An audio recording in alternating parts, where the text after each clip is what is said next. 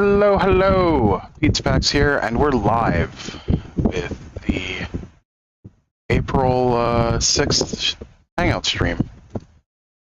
So I am currently looking at screw adapters for cameras. Apparently, I need to do that.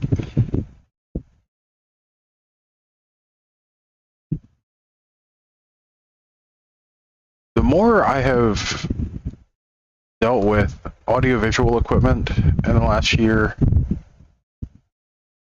the more I am reminded how complicated it really is. So, the whole thing.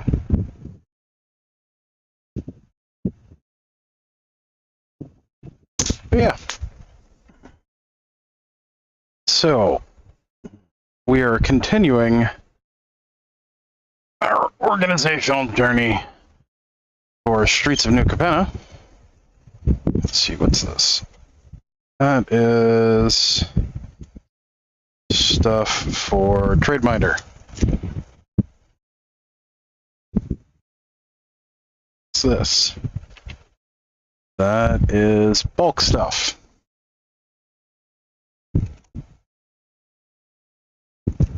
And those are some misprints, a playset of foils, and a playset of Tainted Indulgence for some reason. Okay, well, that needs to go into... It needs to go with the pauper stuff, because that's where that's supposed to be.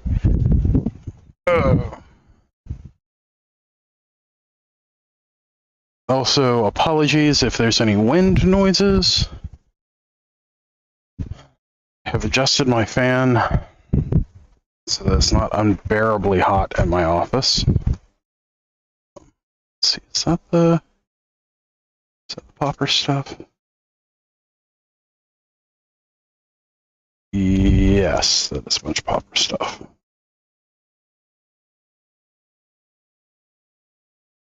That's apparently shifted diagonally somehow.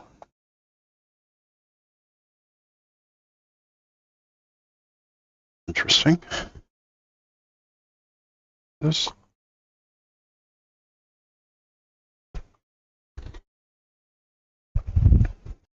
All right. Foil figure undeaths are going in with the pauper stuff, because that's where they go. Come on. There we go. Oh man, my foil retro frame changeling outcasts are curling. That's gross. I hate that.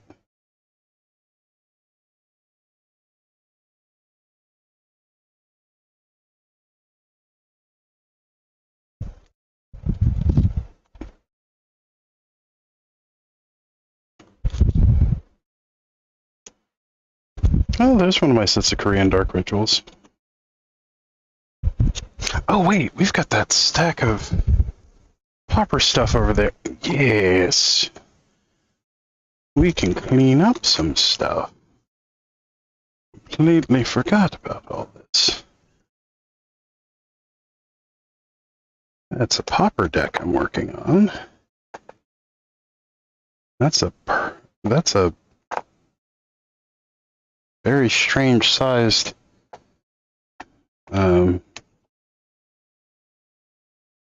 top loader. Interesting.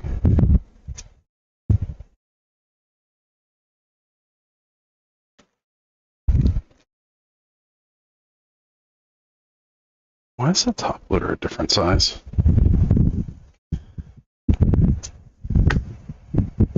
Ah, crap, I forgot to set up chat again. One of these days, I will remember to set up chat before I do anything else.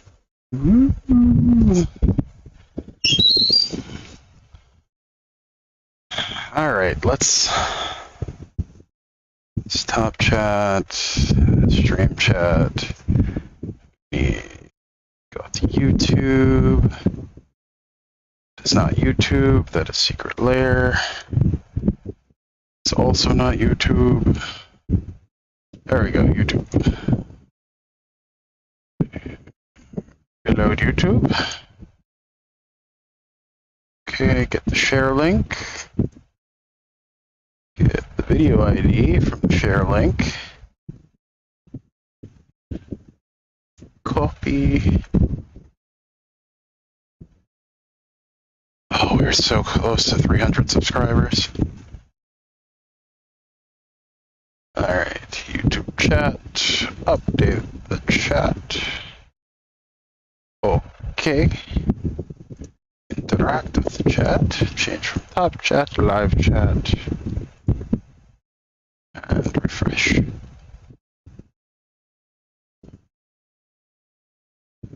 Change it from top chat to live chat.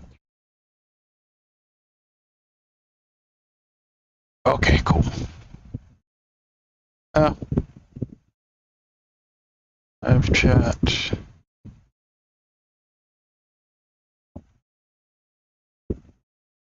Okay, so if I lift up my head, it just becomes wind sounds. That's not fun. But neither is baking in an office oven. So we will just have to accept the slight inconvenience of whoosh. Okay. That's done. Now we need to do this stack. We'll do this stack.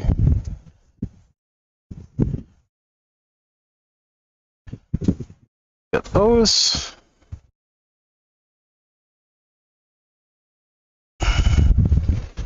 Got all of that.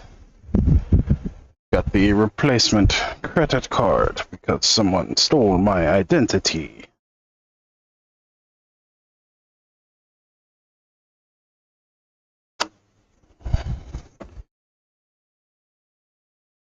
It's kind of funny, the way I found that someone had stolen my credit card information was I went to check on whether or not Wizards had processed one of the payments for Secret Lair, and in the process of verifying that, I found that someone had charged like a bunch of money at a dog park / dog spa in Connecticut. And it's been years since I've been in Connecticut. I think it's been close to a decade. It's like, I don't think that's me.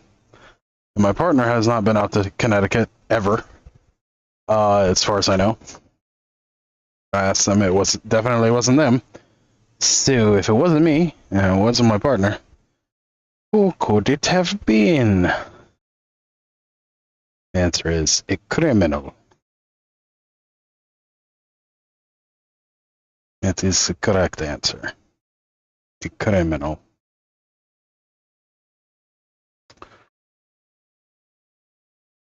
I just don't have a section for artifacts in there, do I? Right now. They're supposed to be.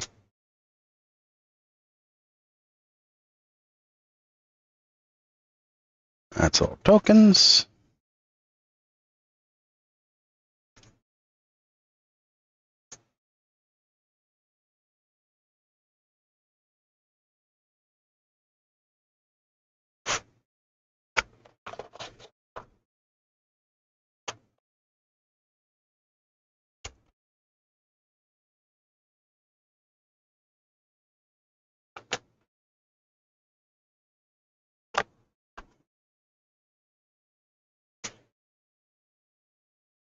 Okay. And what we do not want is the criminal. No criminal.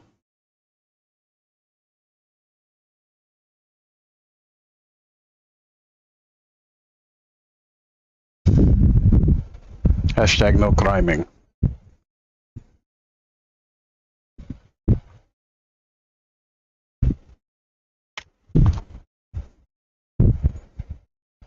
All right. Let's see what we've got. 1, 2, 3, 4, 5, 6. 6 common artifacts.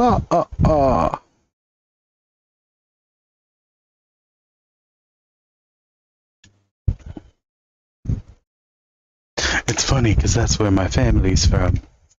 Well, thereabouts. Not exactly there, but pretty close.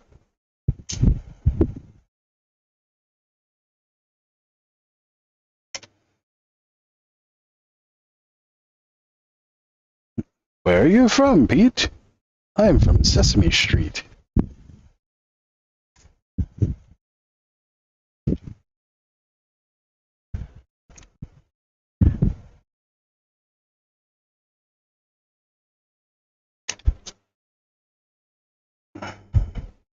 The parcel, it is ominous.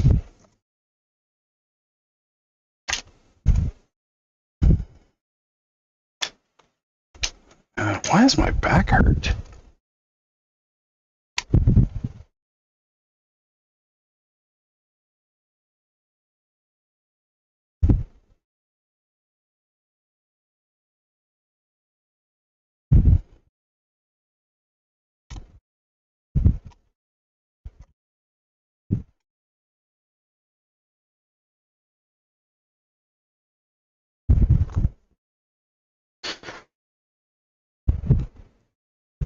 Oh!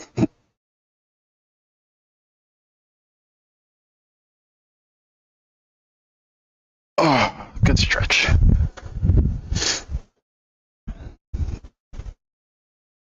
So, a couple of downsides of having to reverse the fan so it actually blows on me.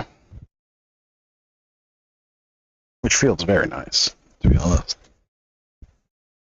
Nice and refreshing.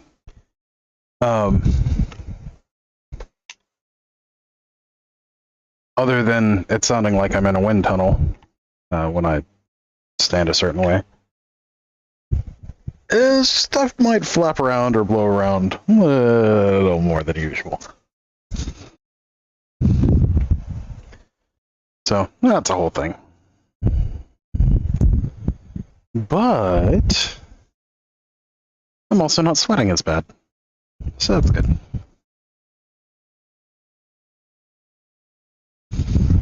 We don't want uncomfortable Pete. Uncomfortable Pete is cranky Pete. Coming. Oh, you thing, you.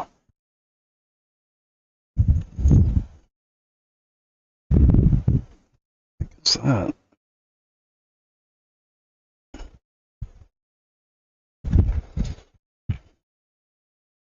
There was a leaf of my shirt.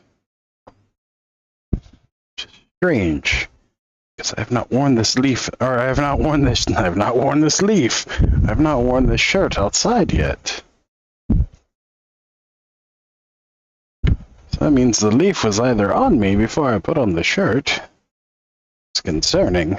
Or the leaf was in the shirt, which is also concerning. These all seem like bad options. Alright. Can you tell me how to get to Sesame Street? Hiya!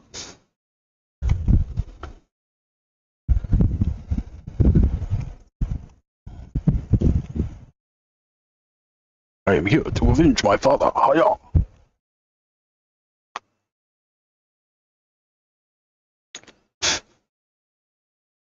What am I even doing today? Just like replaying old kung fu movies in my head and singing the Sesame Street song. Like,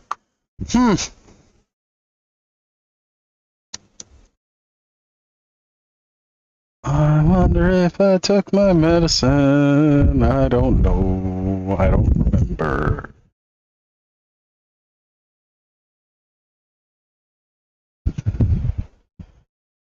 say I'm probably arguably much more entertaining off my meds. I'm being totally honest. Not more woohoo.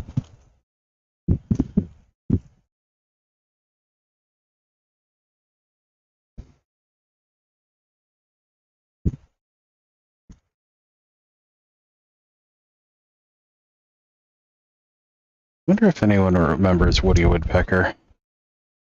It was funny. Super annoying laugh, though. It was a fun show. No, gilded pinions. We don't have enough.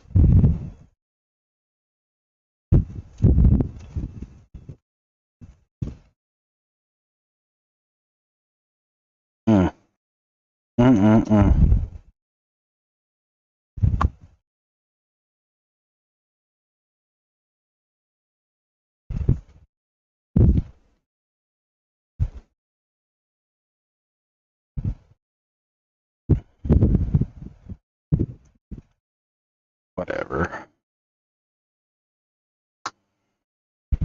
Card go down the hole.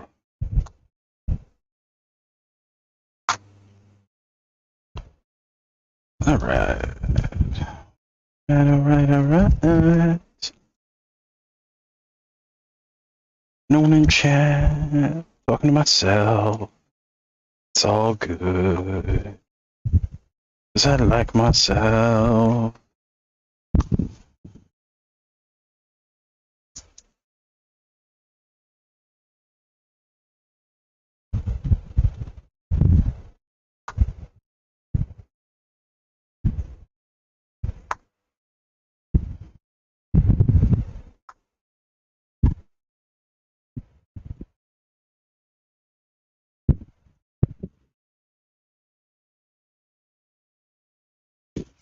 Just remember, kids, you're never alone when you talk to yourself.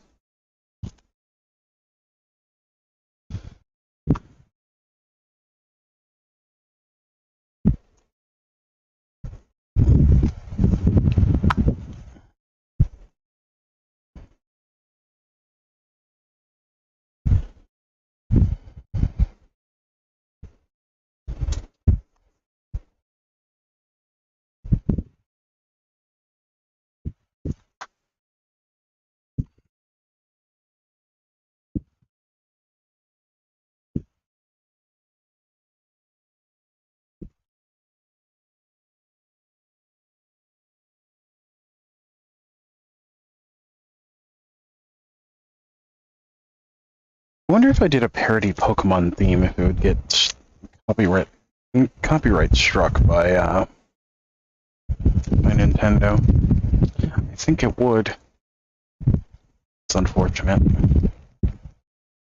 It didn't, oh, what's his name? The guy that does, the guy on the YouTubes that does the parody, or that did a parody Pokemon song. I think he got takedown notices, didn't he? Even though it was legal fair use as parody.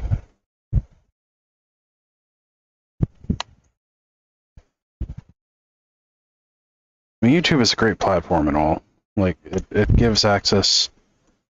It gives a lot of people access to a platform to disseminate their work, but also they're not great with copyright stuff, from what I understand.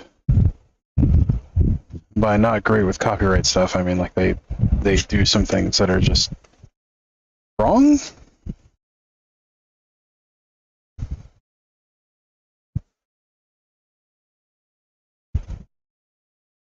In regards to copyright. But I'm also not a lawyer.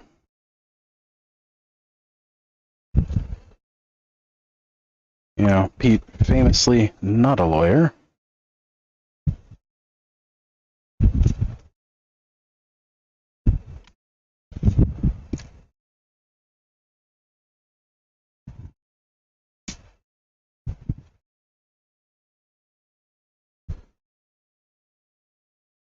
Though I have been told I bill like one.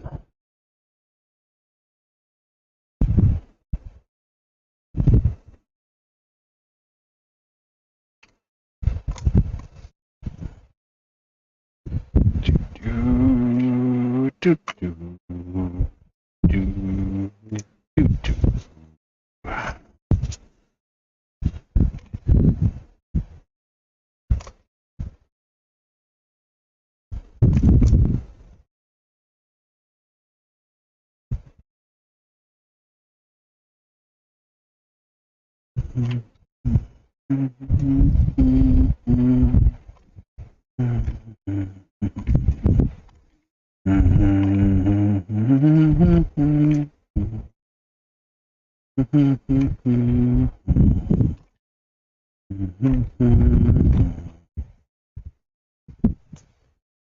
I don't know what song I'm humming. I'm just making sounds.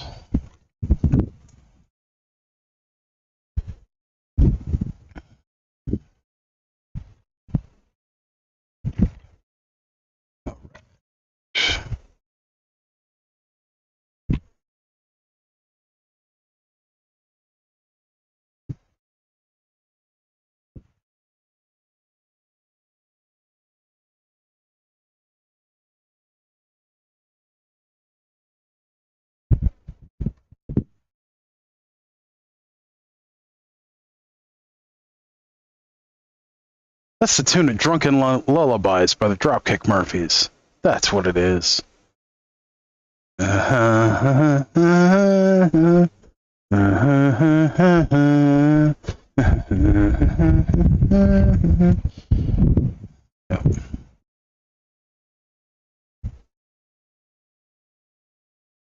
God, most of the people that are going to watch this are not old enough to know who the Dropkick Murphys are. It's a little sad.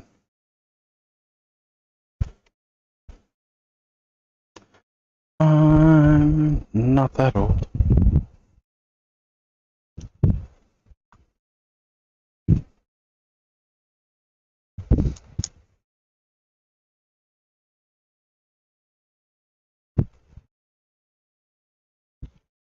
Wish I could listen to music on stream. That'd be so great. Introduces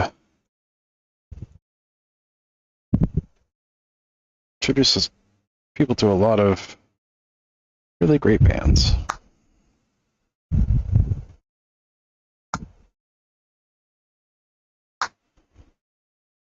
This bookcase is suspicious.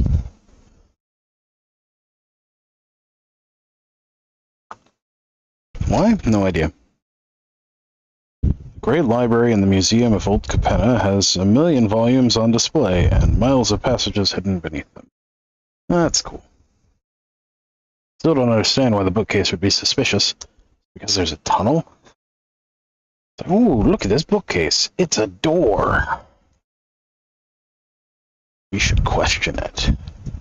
It's such a suspicious bookcase.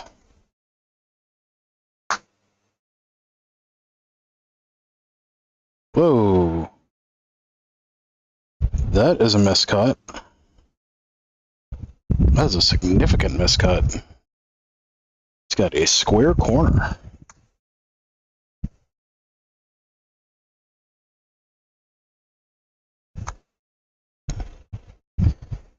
Granted, miscut left corners? I bet it's much easier to find miscut left corners than it is to find miscut right corners.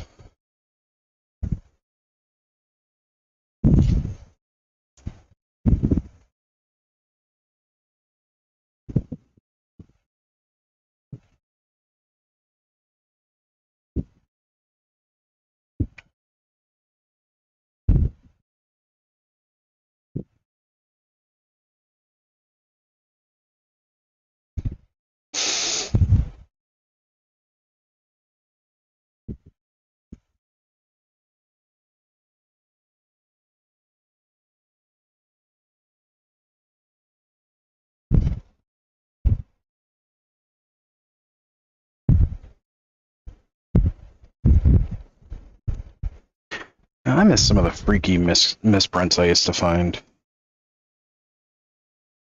Like, I would love to find an occlusion misprint. Or, like, a foldover. Oh, foldovers are so cool. I haven't found one in such a long time.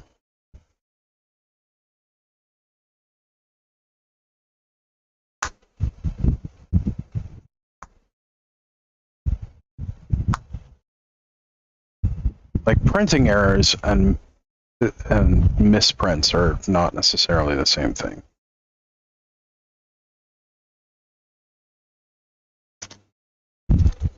Like, printing errors have become very common, but mechanical errors, far less. Like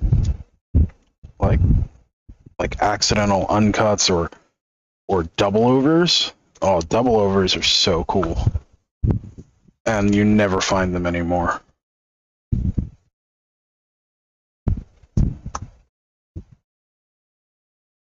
Oh, there's another miscut.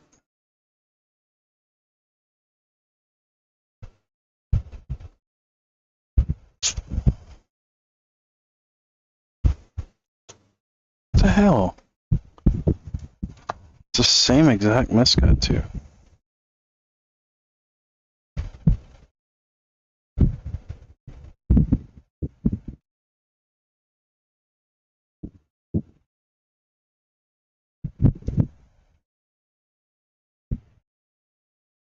It'd be nice if it was on a card that was actually valuable. You know.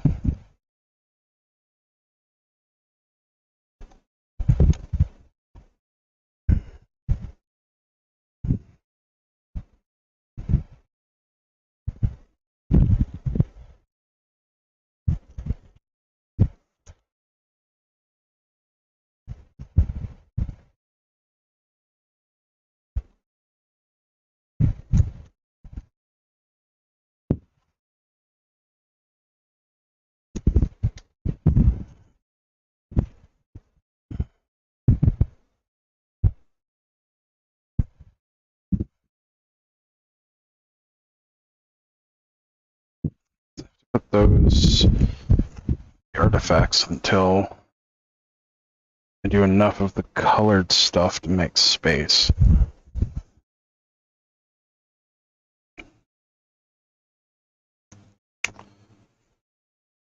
Okay.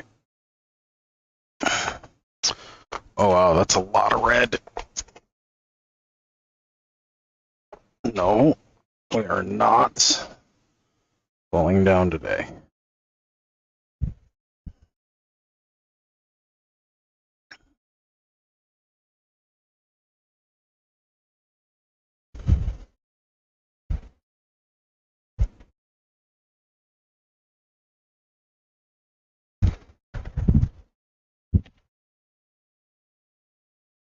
Okay, trade binder, you're getting collapsed into regular binder.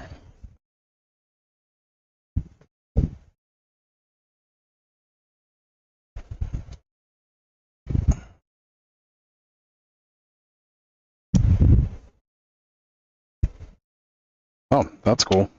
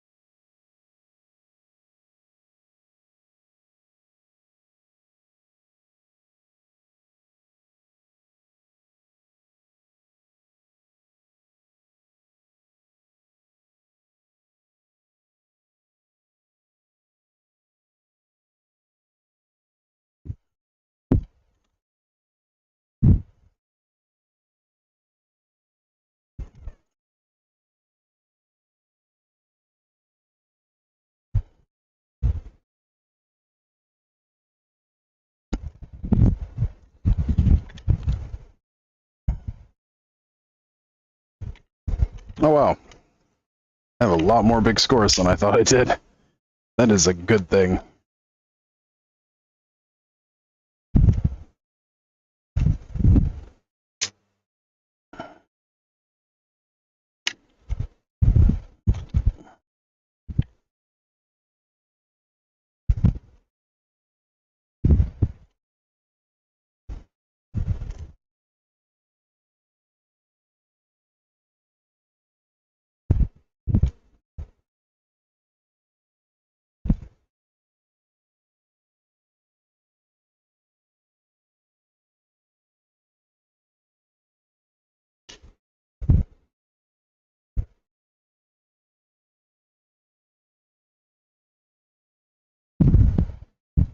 Oh, no one in chat yet.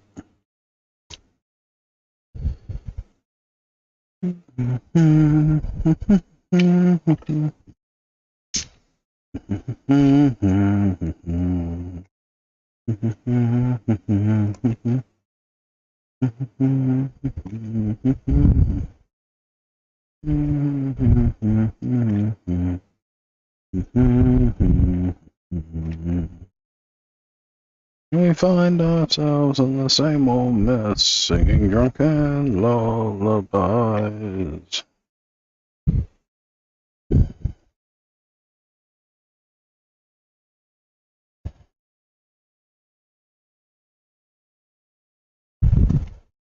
It's a good song.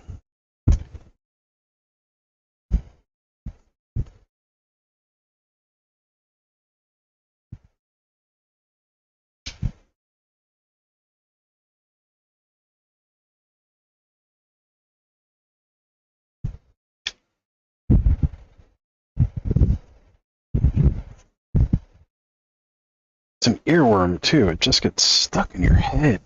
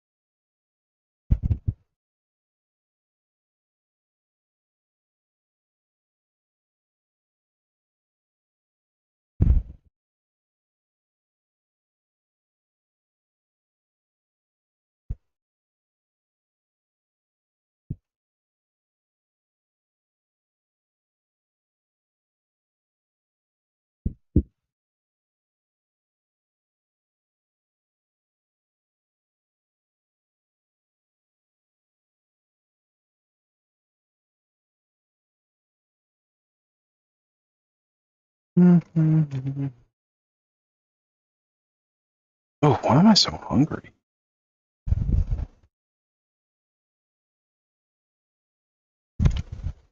It just hit me like a ton of bricks. It's like, you should eat. It's like, it's not time to eat yet.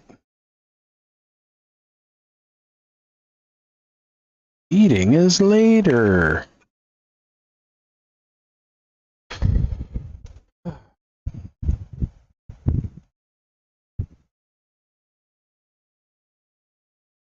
Just 15 red commons.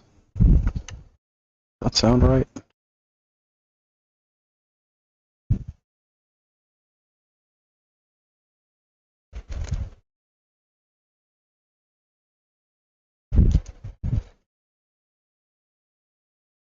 Three, four play sets plus one. That's cool.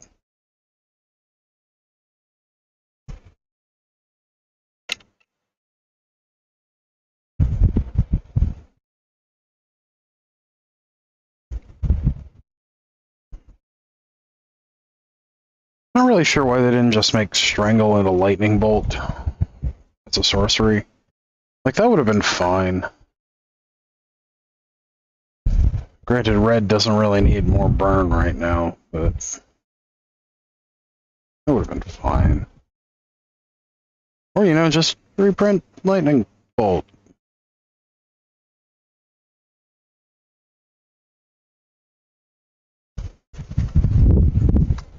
So, yeah. Alright.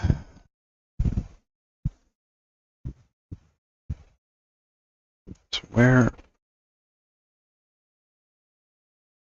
Okay. That is a playset. Is that...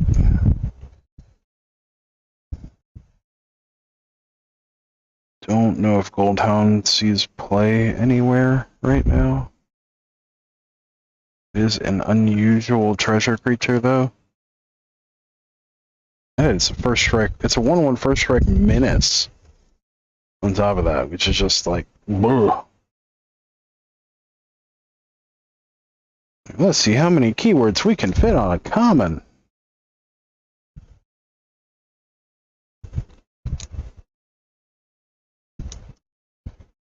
Like, bruh. Chill. You don't need that many keywords on a common. Jackhammer.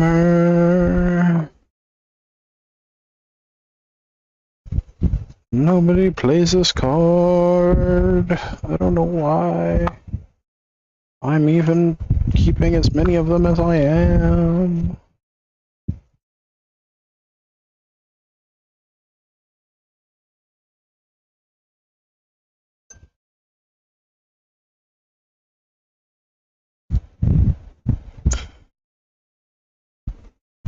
Oh, what?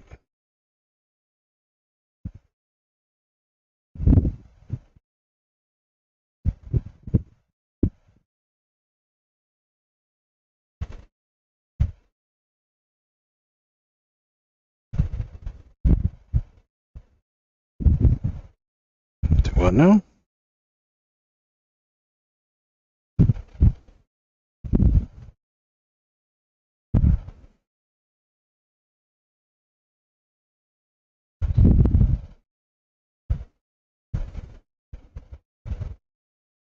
Hmm.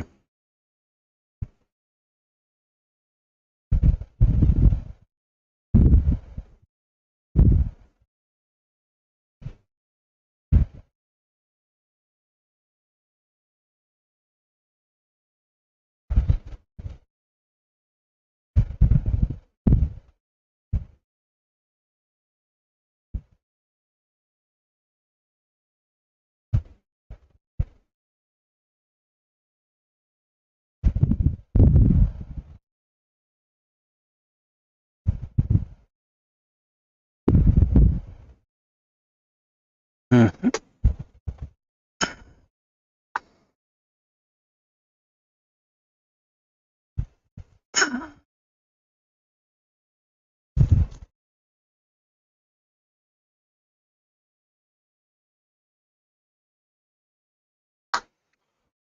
All right.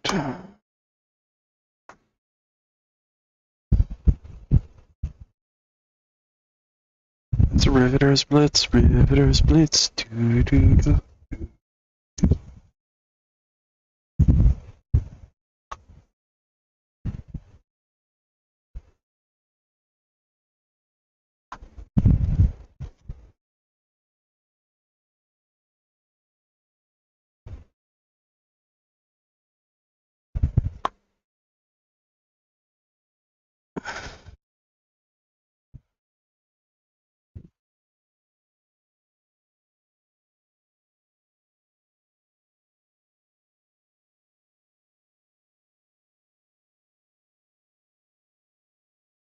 I have so many ideas for videos that I just don't have a good way of pulling off.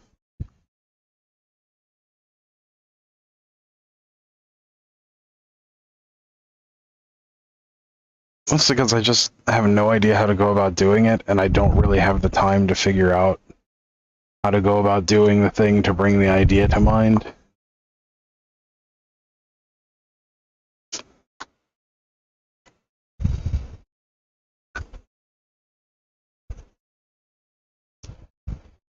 Basically, I need a friend that has effectively infinite free time. Like,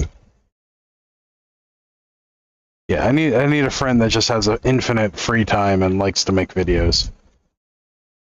Because I have some great ideas.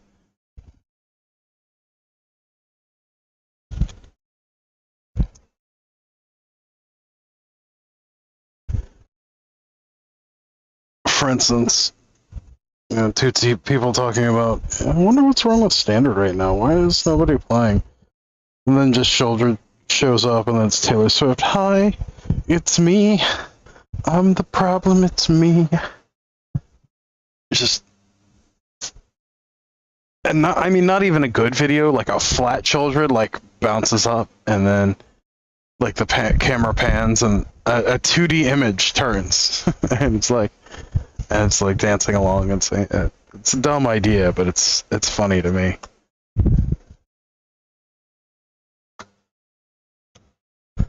Shoulder is an absurd Magic card.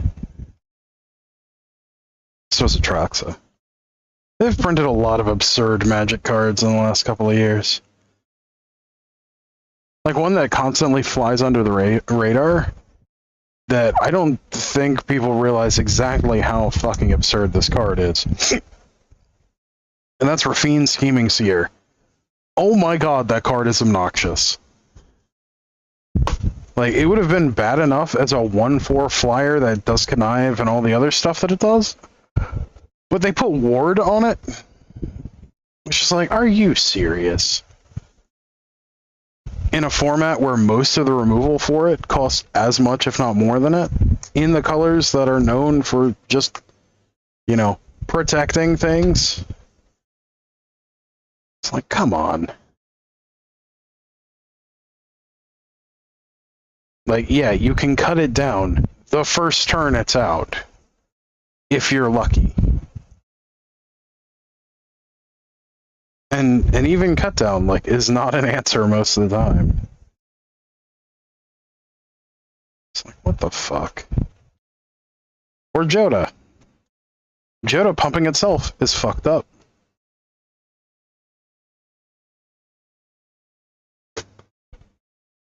Let's see, what's another one?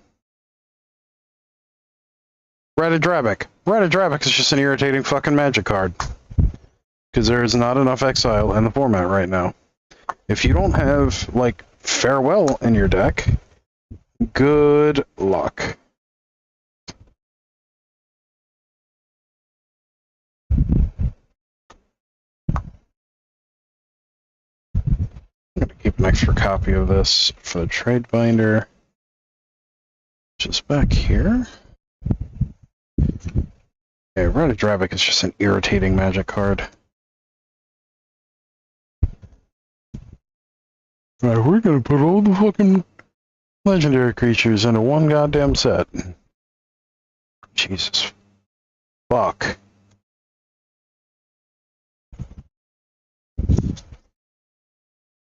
Some of the design decisions that they have gone with over the past year, well, got several years, but especially the past year, just like, what the fuck were you thinking? Like, seriously. Mark Rosewater, Aaron Forsyth, what in the fuck were you thinking?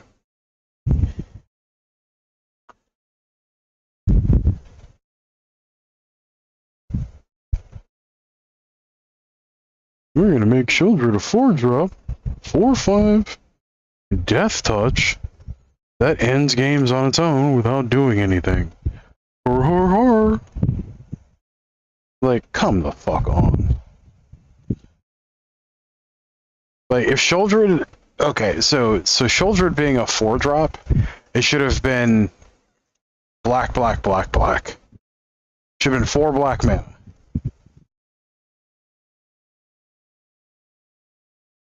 As it's printed. And even then, that's undercosted. Like, it is an absurd Magic card.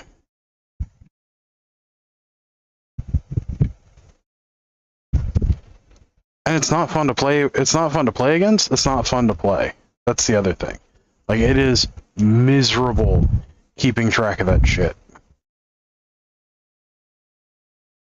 It's not as bad online, but in person, oh my god, that shit is miserable to keep track of. Kind of like Crystalline Golem, which Crystalline Golem was just a big old fuck you to paper players. It's like, huh, we've got Arena, fuck paper players.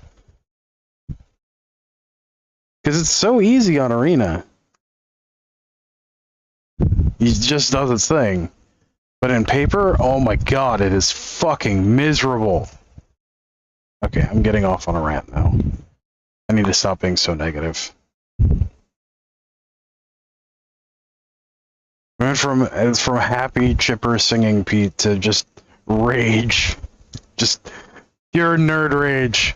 Nerd rage Pete. It's just not a happy Pete. We don't want nerd rage Pete. Nerd rage Pete is not very nice.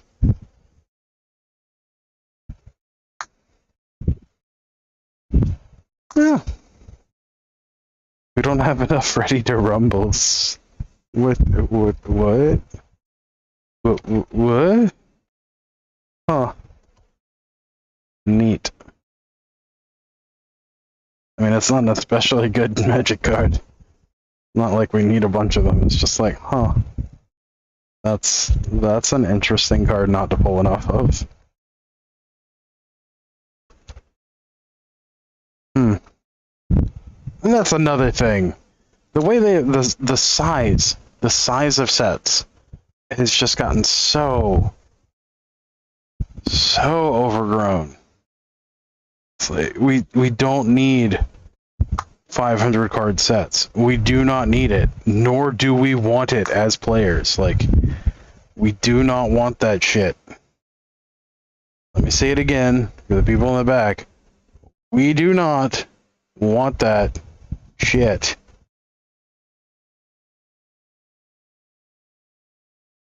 Like, we don't want it. Why are you trying to make it happen? Quit trying to make fetch happen. Like, that's so fetch. It's another reference that most of the people in my audience just won't get. God, most of the people that, according to analytics, most of the people that view this channel weren't even born when that movie came out. Jeez. I think. I forget what year that came out.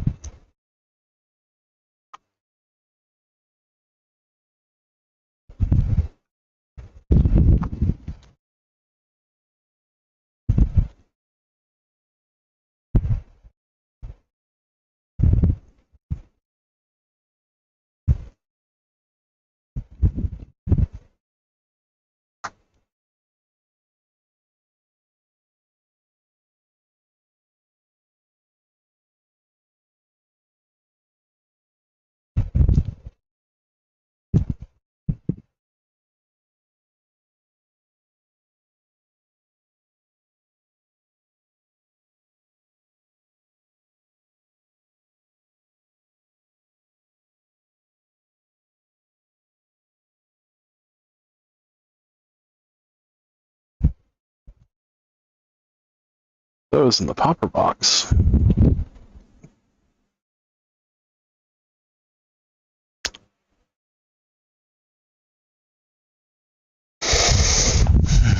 Okay.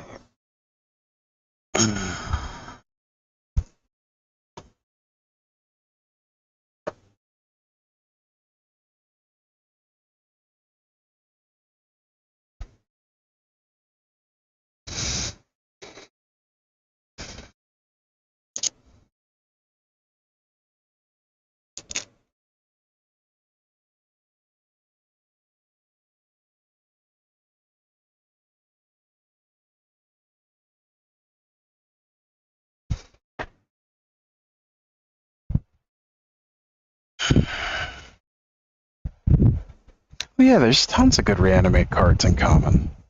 We have Exhume. Ugh. So the question's more, what good reanimate targets do you have at common?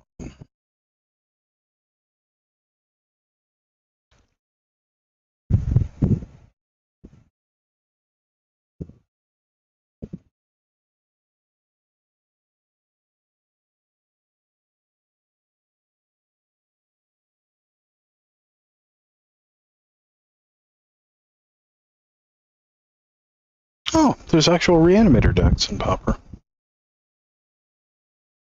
Win rate 33%. Jeez.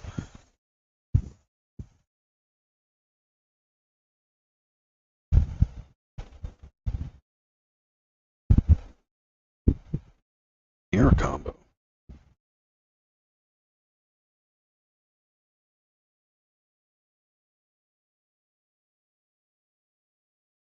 I guess Brothers War did give us a whole bunch of really good commons.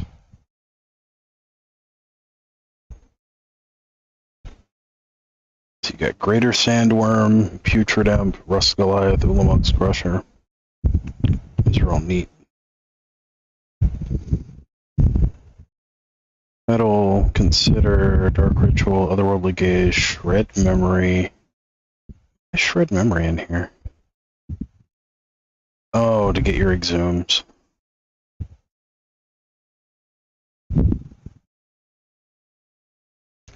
Bone Shards, Careful Study, Exhume. Okay. Is Exhume the only reanimate spell? Seriously?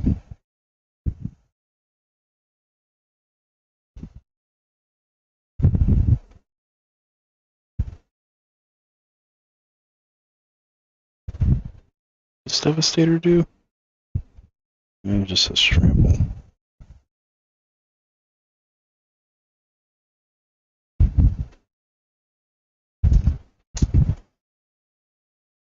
Yeah, we really just have Exhume, don't we?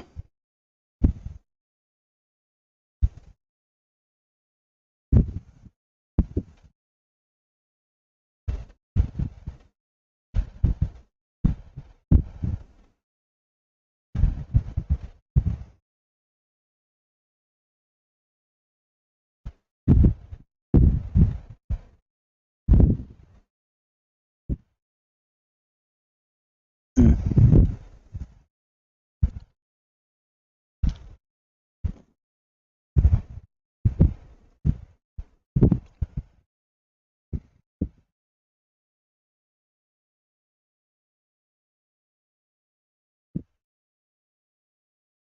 Well,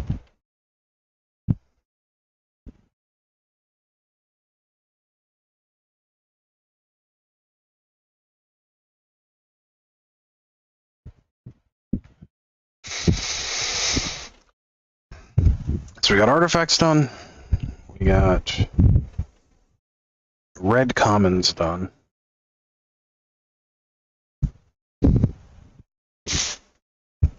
That's our book stuff. That's our box stuff. We put the box stuff back in.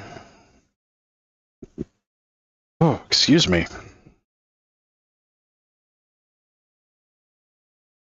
Apparently I missed a great escape. Or daring escape, rather. Which, we had extras of that. So it just goes in the overflow.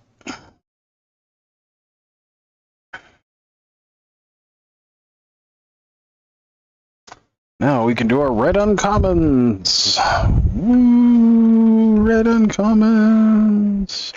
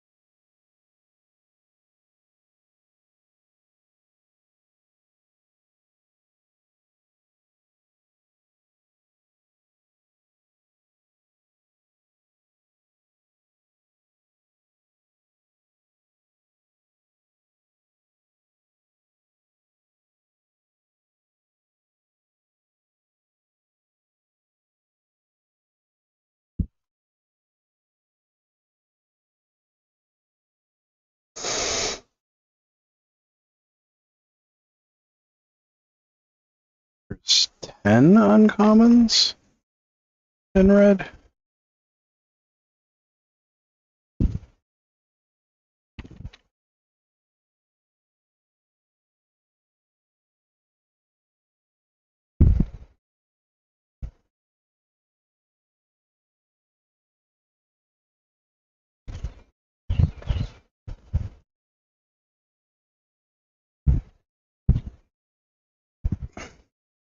Excuse me. Got the books.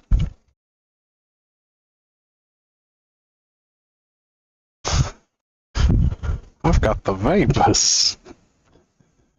Quit calling it that, you're just farting.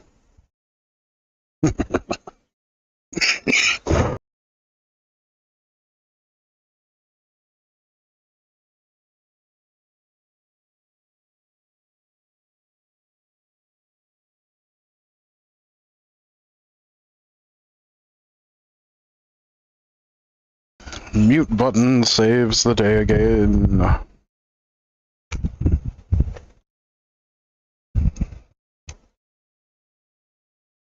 Yeah, I wish it hadn't taken me so long to set that up. It did take a little bit of figuring out. I did kind of have to go around my ass to get to my elbow. To get the mute button to work. It's not like for whatever reason, I can't mute all inputs. At least not yet. Because when I tried, it didn't do anything. It seems like I have to mute the input directly in OBS versus doing a system level mic mute, which is strange. Because I know I've been able to do a system call to mute all mic inputs before. And I've got keyboards that do it, and I don't know what the HID signal that they're sending out is, but it just won't work on the Stream Deck. Or at least the options out of the box for the version that I have just doesn't work. And I don't know why.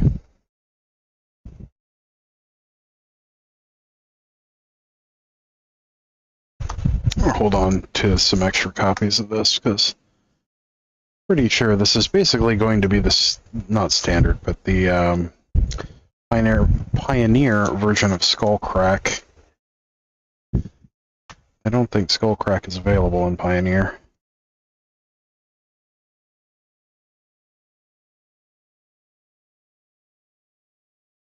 For the book, for the box.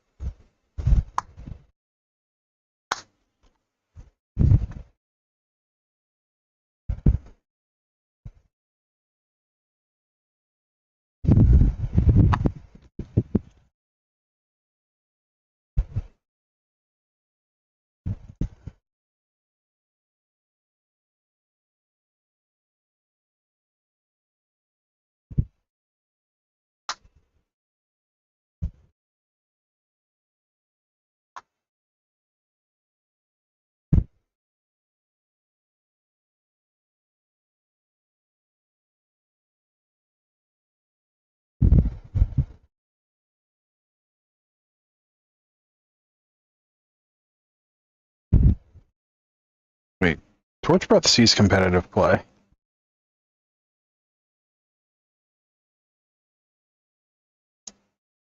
That in the binder.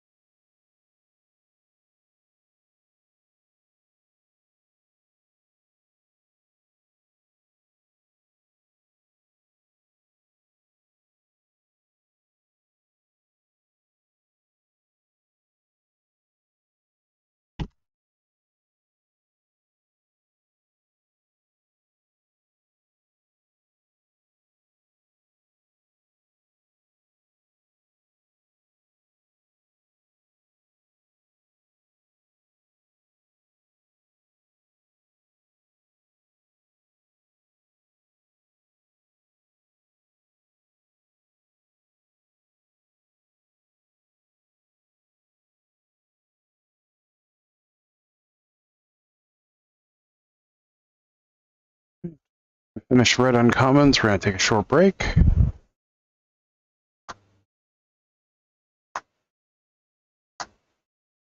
Oh, a lot of those.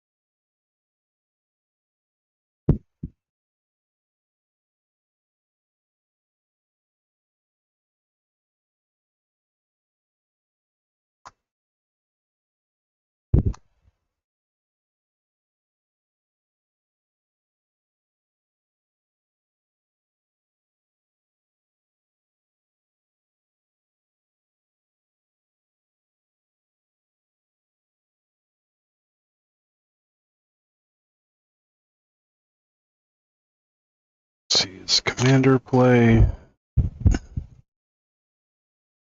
Pull it just in case for the trade binder.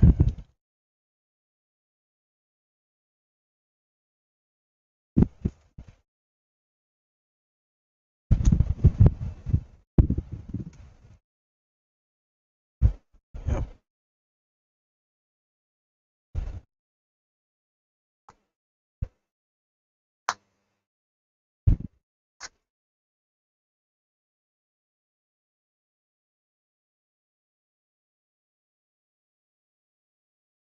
Just is really seeing play right now. It's funny because it's a pretty good card.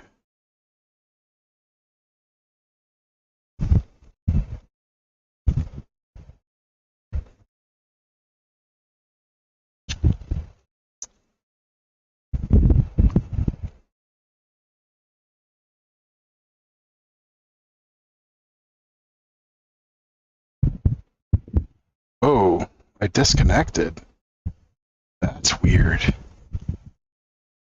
Wonder what happened there.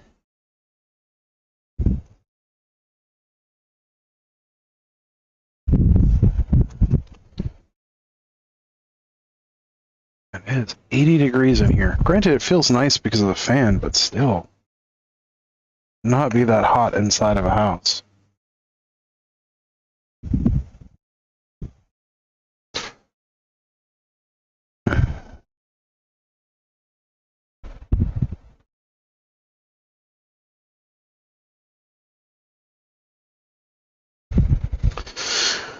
Ah, all right. That's all the red done. Put that back in the box. That opened up like a good 3 inches of space.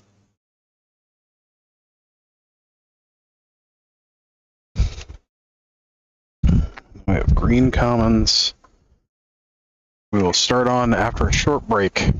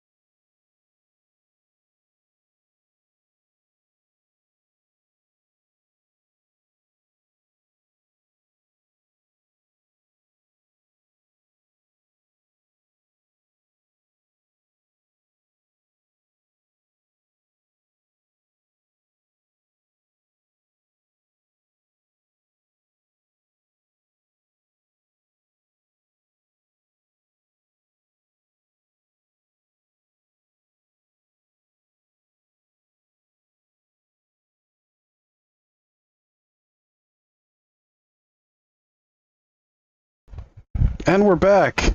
Yo, Twiddler magic. The stream was really cool the other day.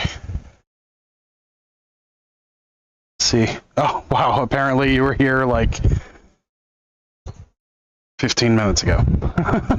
so like right when I stepped away for the break.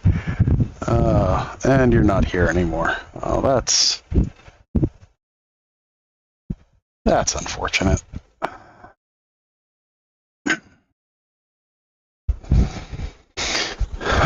Oh well, it's all good. We have plenty of stuff to do.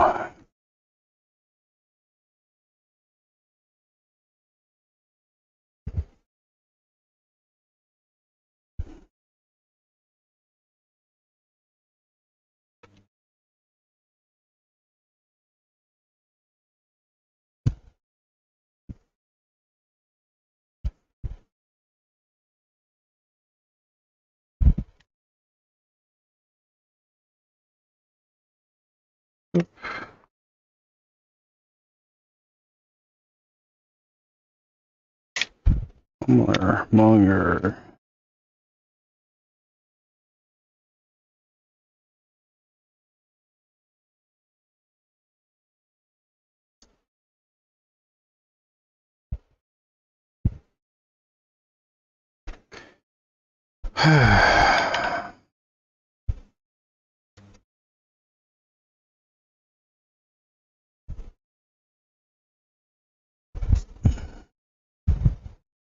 Still here.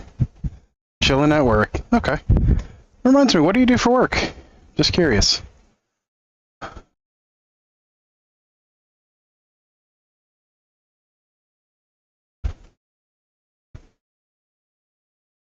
Yeah. Also, I need to work on my setup so I can see chat easier. What I was having to do before was open chat up on my other computer, which is right in my line of sight normally.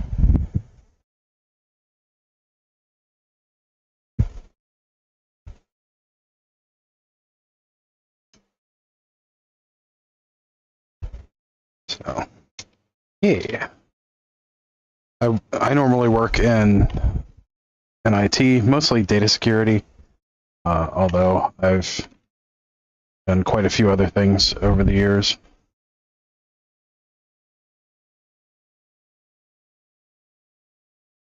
My big stuff is data security and software development.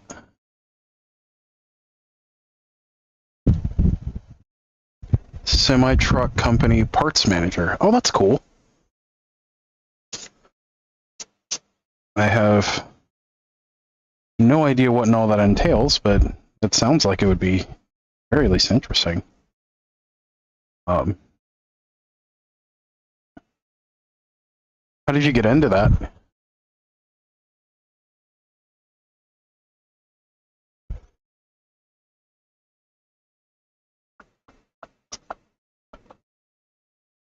Welcome. Twitter.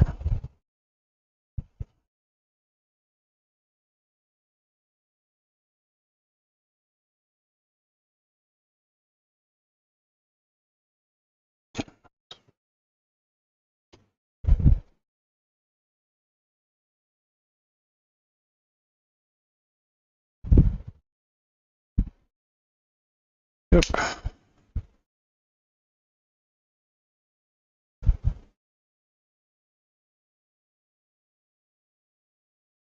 I'll run a jewel thieves. And more jewel thieves.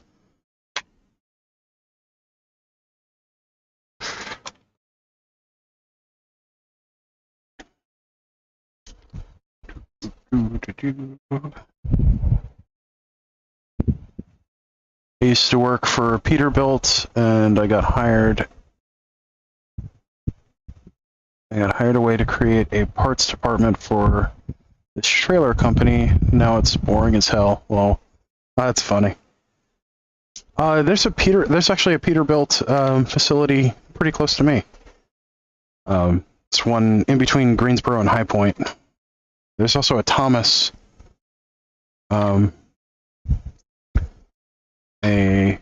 place. I think they mostly do buses in between High Point and Archdale.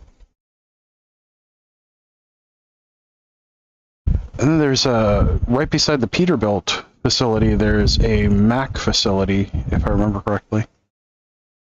I used to drive by them every day when I worked at this company called Carson DeLosa that makes educational materials for children and like teacher supplies, stuff like that. I worked there about 12 years ago. I was one of their developers.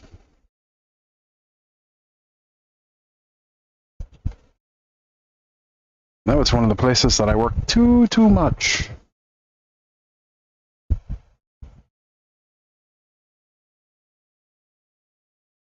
I burnt out really bad when I was working there. But I also really believed in their, in their mission as far as what their company goals were, and unfortunately, I got on the bad side of the guy that ran the department I was in, and he came up with a reason to let me go, even though I built most of the systems that they used. So it's kind of funny. Less haha funny and more strange funny, I guess.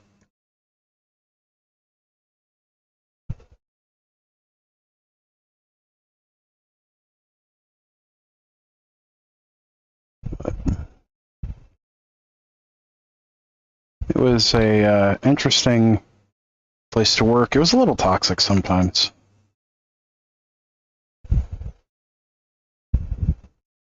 Especially when the guy in question was paying attention is probably the best way to put it. Like, he had really specific ideas on how certain things should be done, and he was very out of touch with the industry. And he was kind of a jerk about it.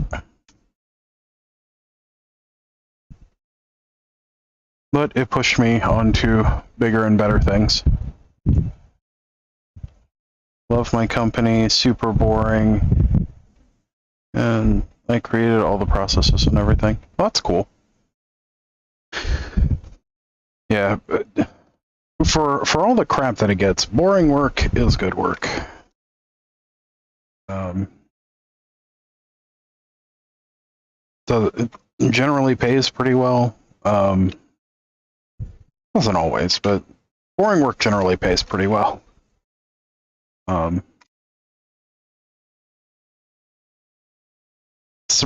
lot of people are surprised how poorly exciting work tends to pay. And there's like this notion that the more exciting the work, the less you need to pay people because it's exciting work. Which doesn't make a whole lot of sense to me.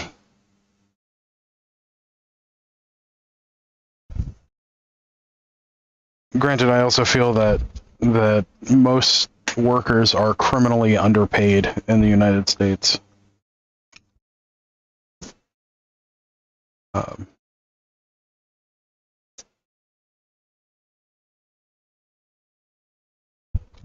Like the place I was talking about, it was arguably the micromanagers are no good.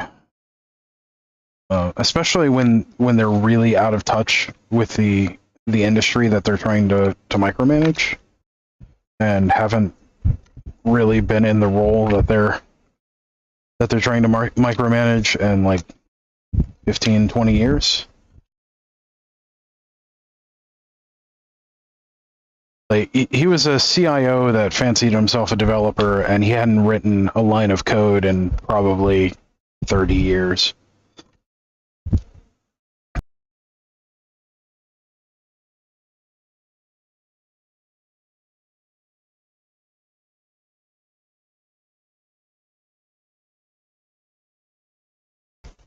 and he had a lot of really bad ideas. And I don't mean like bad ideas on the surface. I mean like ideas that were bad on their face, and then we had to implement them, and they turned out poorly for the company. It's like genuinely bad ideas. So it was a whole thing.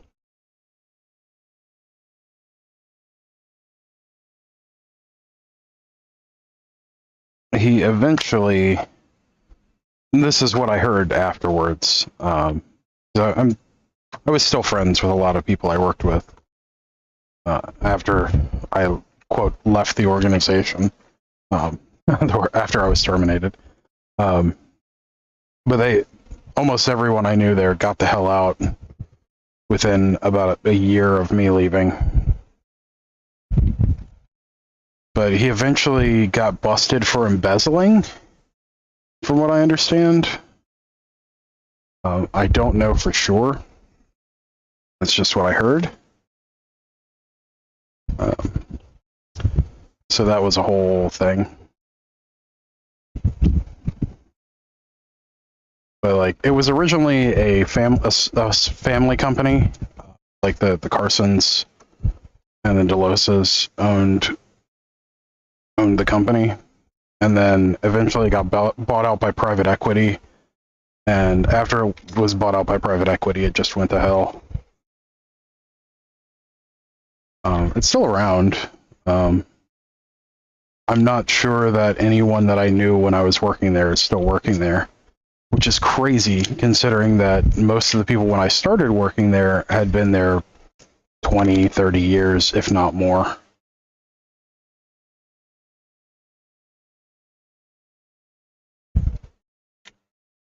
Oh, I missed Capenna Express.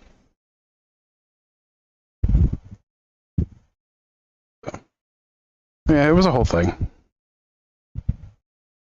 Currently, I've been doing mostly contract work for about 8 years now, 7, 8 years, something like that. Since about 2016. I'm currently in between contracts, so I've got tons of free time, but I also just have a ton of stuff that I have to do all the time. Not even necessarily relating to the channel, but like maintenance on my house, keeping up with stuff for my partner. You know, they're going through kind of a tough time right now, mentally, so we've been working on getting them help. Just a whole bunch of stuff. So it's been challenging. But I've recently been interviewing, trying to get something new. But the job market is not cooperating at the moment. So, luckily, I have always like compulsively invested. So like, and saved money. So we've been living off of investments for the last 6 months, which has been an absolute blessing.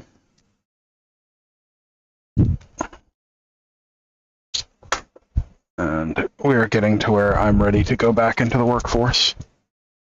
I don't know if my partner will be ready to go back into the workforce anytime in the next couple of years. They had a bit of a breakdown at the end of last year, well, towards the middle of last year, and it extended through the end. And then I took care of some family that was end of life. So it was really nice being able to take time to do that and take care of things.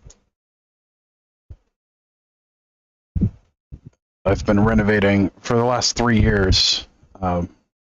I've been renovating a house for my father to live in. So that's taken a lot of time too. and I have to be really careful because I've injured myself several times. It's just funny because like I've been working on it almost entirely by myself because he just can't be bothered to help with his own house. But I have injured myself a number of times during that. And part of what started this channel was, I mean, I built up a lot of magic over the years.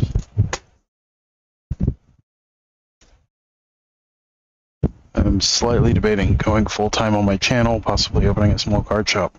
Yeah.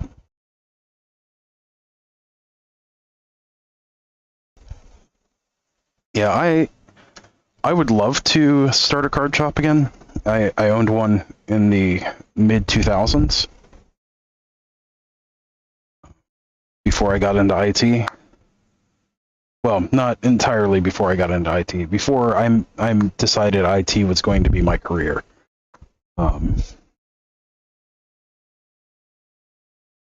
And we had, when we hit 2008, like that wrecked a lot of stuff, and then like the shop that I had was robbed twice when we were at conventions, and it all just kind of fell apart. But I would love to own a shop again. So yeah, a whole bunch of stuff. Then I also have a couple of disabilities that make working full time in an office very difficult. So doing remote contract work has been a huge blessing. Just having the opportunity to do that has been huge. So, but I need to get back out there. And the job market is just abysmal at the moment.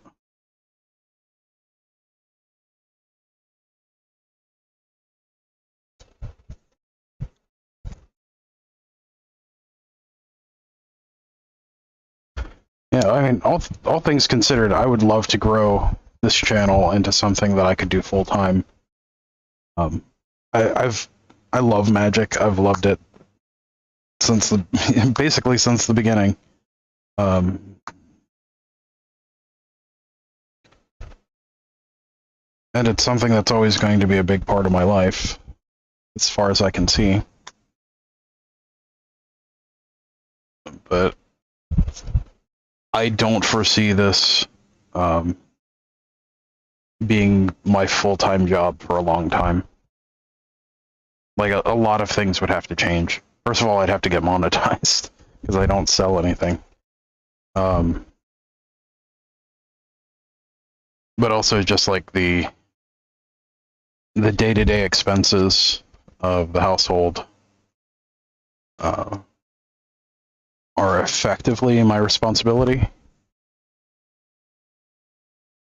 Not even effectively, they're my responsibility. And the day-to-day expenses for my father's household are basically my responsibility.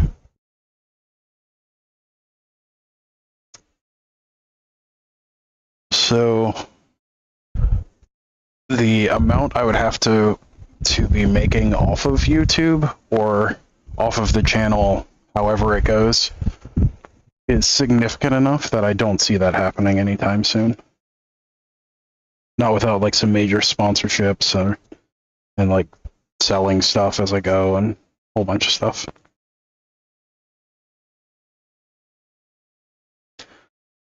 But it is what it is.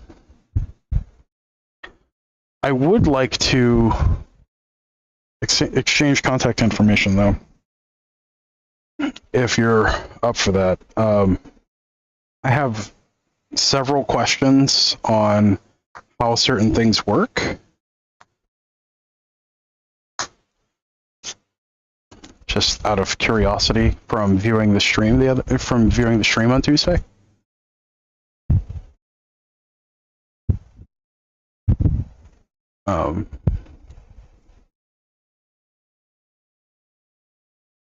and also had some hopefully constructive feedback that I'd like to share that I don't really think is conducive to do over a stream, if that makes any sense.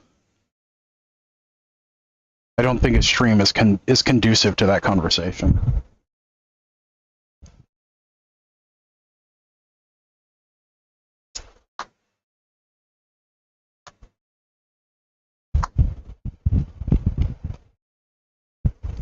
Yeah.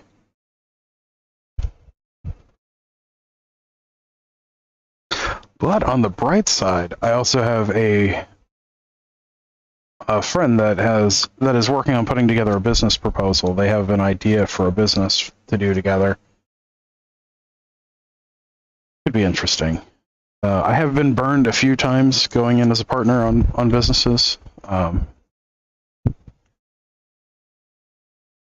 But it's one of those things that I am a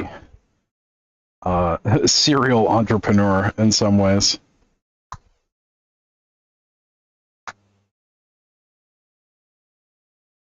So it is a whole thing.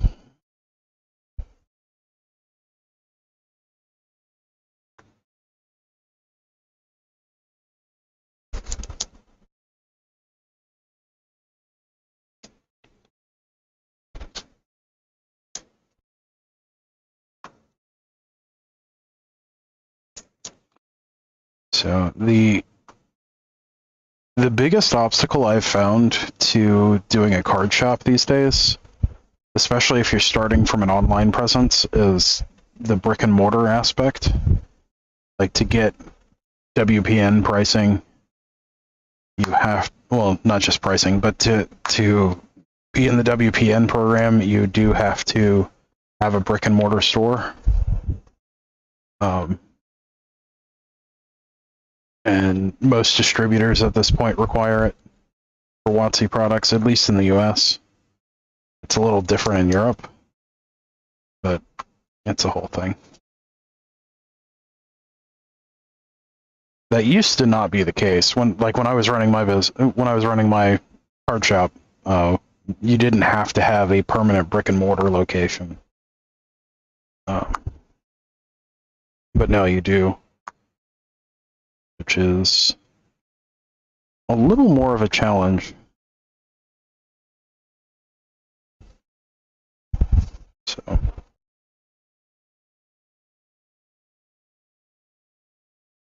then I'm really worried that we're about to go into a hard downturn again. Like the way the market is, the way the job market is behaving, and the way some companies are behaving, that tend to be pretty good indicators of it. It seems like we're about to go into another downturn. And if the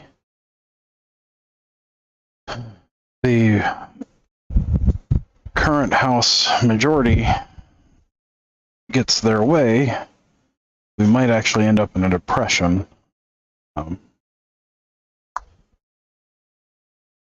Like if we default, if we have a short default, then we're gonna run into probably a severe recession, if not a micro depression. If it's a long default, it's gonna, like, the Great Depression will look like a warm-up act.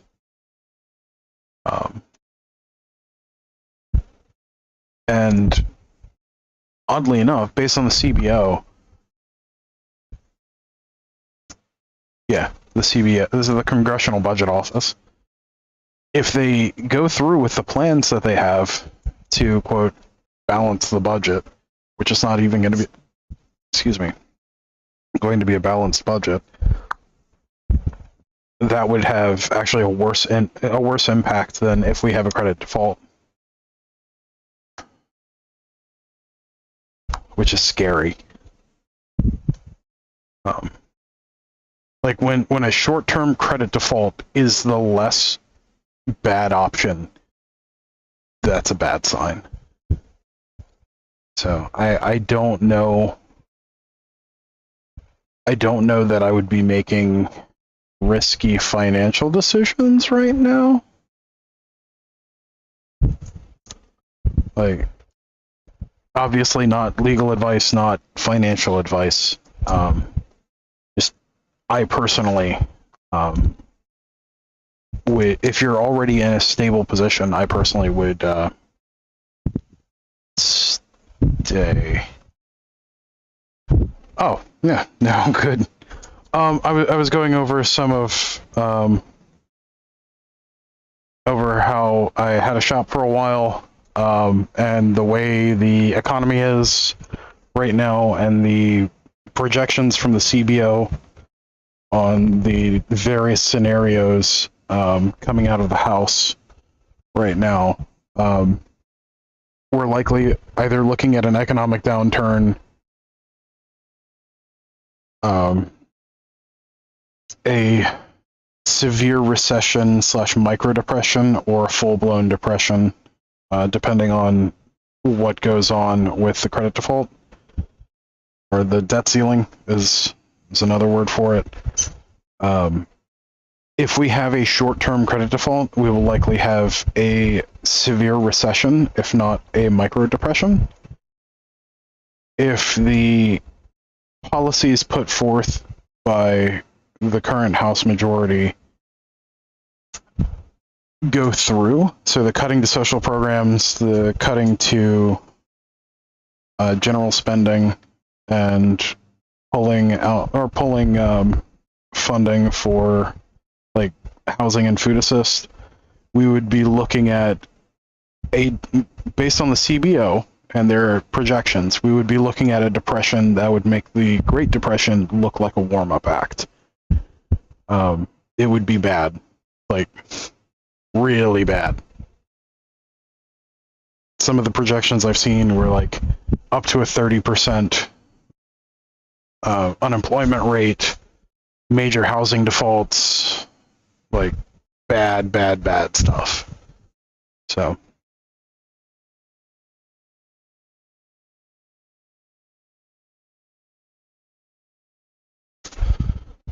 yeah, that is the whole thing. So I don't know what area you're in, but if you're in a red state, write to your congressman and tell them not to, default on the national debt, because that would be bad. The best thing, the best thing for the country financially would be a clean debt ceiling raise, but I don't think that they're going to do that for political reasons.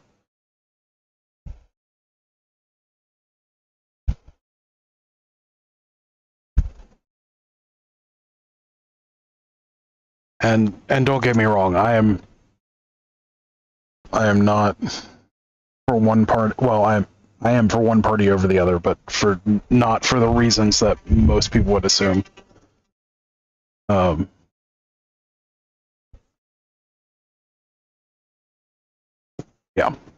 Let's just leave it at that.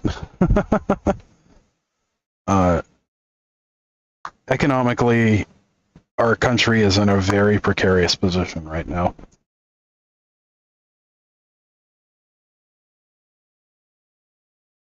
So, I know most of the news has gotten distracted by the former guy's indictments. But the big thing that we have looming over us is the debt ceiling. And if we do not solve that, we are in a very, very bad position as a country.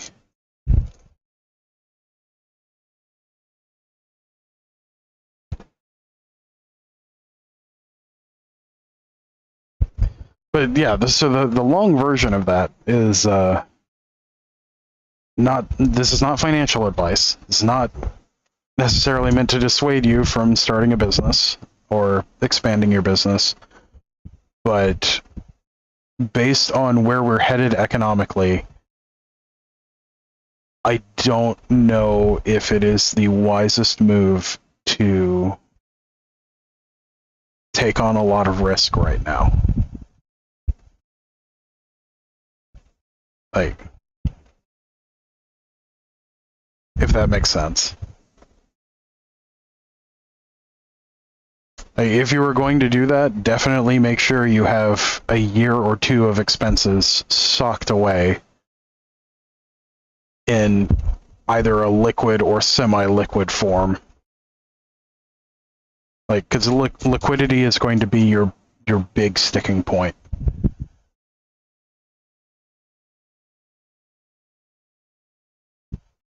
And if you are thinking of doing this and going into debt to do it, don't do it. Like, do not go into debt to do this. That's a really good way to burn yourself really quickly. That's not how my business burned out in the... I had a card shop in the mid-2000s.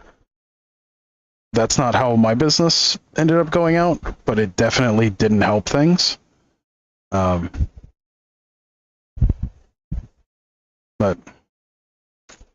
yeah, just something to consider.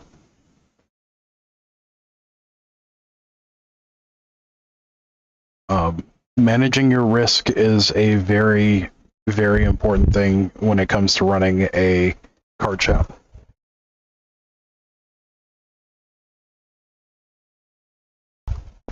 Oh.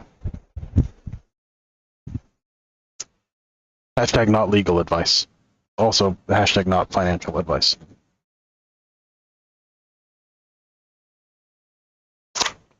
Oh.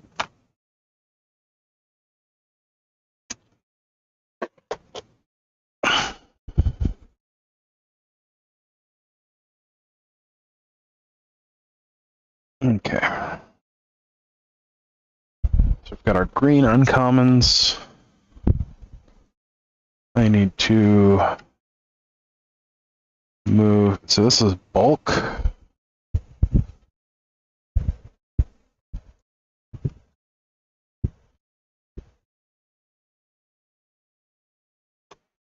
We need to get a sticky note. Come on. Okay. Moving the light cable.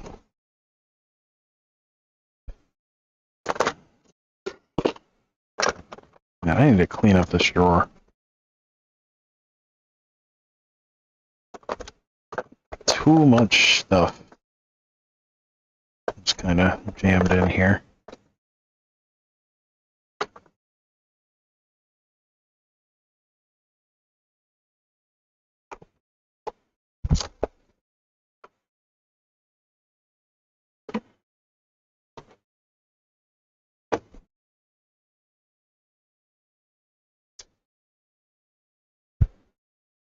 Yeah. Well, none of these notes are relevant anymore. And they have been in here for almost a year.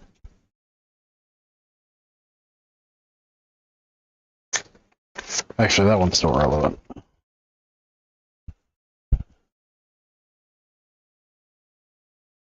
All right. Bulk.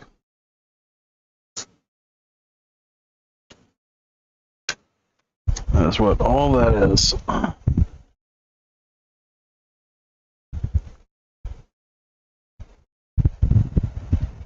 have 7K in debt already, but I pay about 1,500 to 3K a week back on the debt. I constantly incur and pay off debt. Yeah. Yeah, that is a thing.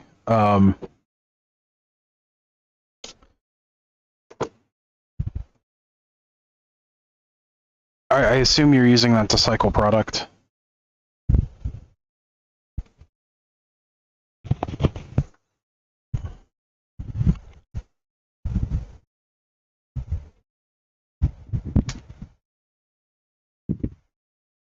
Because, like, we would generally keep about 25K hash cash on hand. We had about 200K in lines of credit available, and we would cycle them monthly.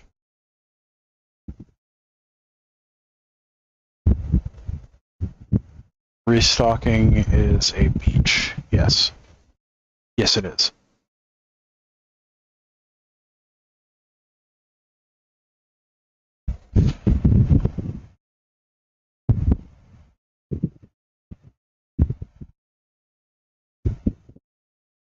Yeah. So as long as you're not paying any interest on that debt, then cycling at that rate is okay. But again, we generally would cycle around 200K gross. We had over 200K in lines of credit in case we needed it. But we would cycle anywhere between 200 and 300K a month back then. And we always kept at least 25K liquid in case we needed to buy a large collection.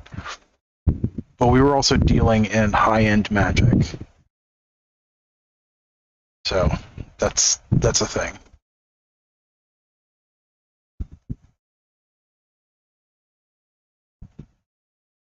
Like our distributor purchases for new sets were close to 100K.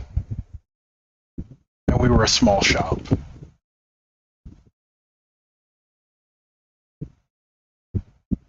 Yeah, you should probably run your numbers if you're not sure if it's very little interest or any interest. Like, it should be none. Ideally, it should be none. Carrying interest on stuff that you're cycling is just basically throwing away money, if that makes any sense. Like, if you're using that to grow, it makes sense, but you want to get to the point where you can cleanly cycle on every billing cycle, if possible.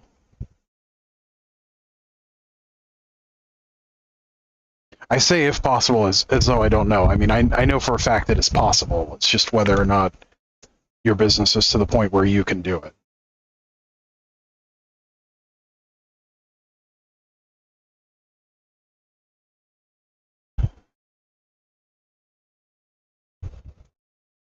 But yeah, I would be very careful about taking on risk right now because of the way things are just very uncertain at the moment.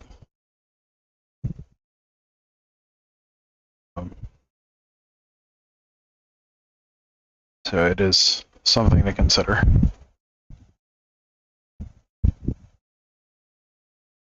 Yeah, so the thing with distributors is you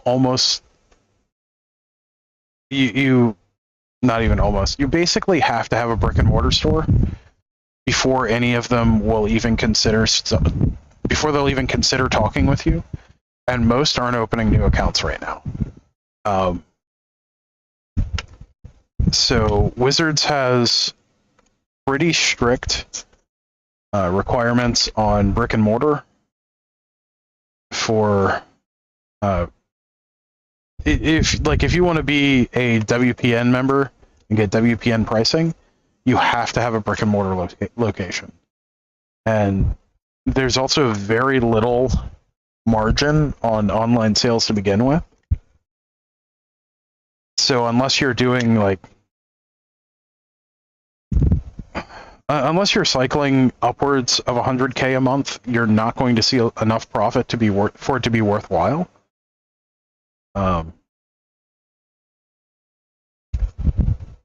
And if you're cycling 100K a month, you don't need my advice, if that makes any sense. But the major suppliers, in my area, that's Alliance, Asmodee, Southern Hobby, and there's one other one. But all of them require a brick and mortar store. So if you don't already have a brick and mortar store, I mean, an actual storefront, you're not going to be able to even, they won't even talk to you. And that's because they don't want to get dinged by Wizards. If Wizards finds out that, you know, a distributor is selling to people at cost and they don't have a brick and mortar store, they will stop selling to that distributor, or they will fine that distributor.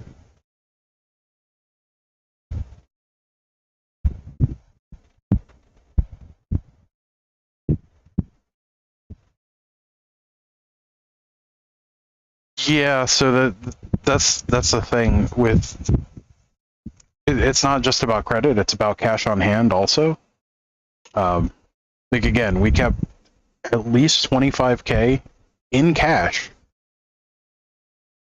like in our store, in case we needed to buy out a big collection. And we had 200K in lines of credit available to us. And those lines of credit, we never paid. I don't think we paid a dime of interest across the board. Unfortunately, when the market crash in 2008 happened, one of the banks that we were heavily leveraging with, in other words, where a lot of our credit was coming from, went under. So that was an issue. So all of a sudden, we, instead of being able to cycle, 200K a month, we were able to cycle 20K. Well, it wasn't quite like that. It was more like 40K, but I mean, it was a robbery. When we were at a convention, our vendor van basically got stolen with a lot of inventory in it. It wasn't sealed inventory. It was high-end Magic inventory.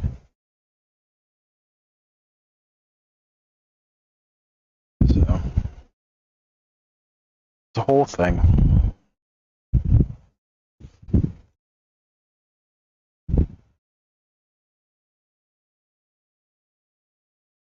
Yeah.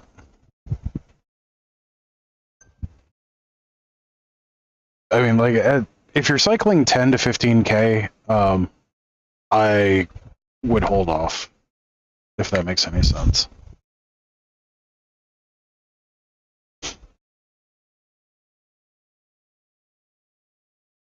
But it also just depends on how long you were able to go without turning a profit. Like if it's one of those things where if you don't make a profit in the first 6 months, you're not paying your mortgage, then definitely don't do it. But can expect to operate at a loss for at least 6 months.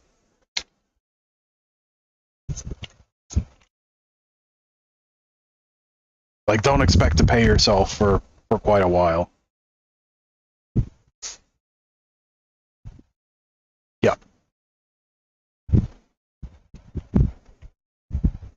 I mean, that's how I started mine too. My business started with running drafts out of college, and I was able to turn that into a business that our gross revenue was about $2 million a year while it was still going. Our first year was about $500,000, and then our second year was $2 million, our third year was $2.5 million, and then we went out of business in our fourth year because just the market crashed and we got robbed, and we got robbed. And we were unfortunately very underinsured. I didn't have that experience to know that we were underinsured, and the agent that I had worked with apparently hadn't dealt with businesses that dealt with as high-end stuff that we were dealing with before, and that really bit us in the ass.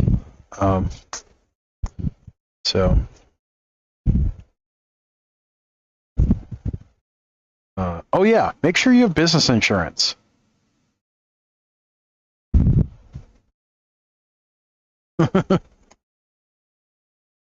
That's a big thing that everyone forgets about. Make sure you have business insurance, and make sure you have like way more coverage than you think you need, because you will need it. Good thing it's all from the house. 2 streams a week. Yeah.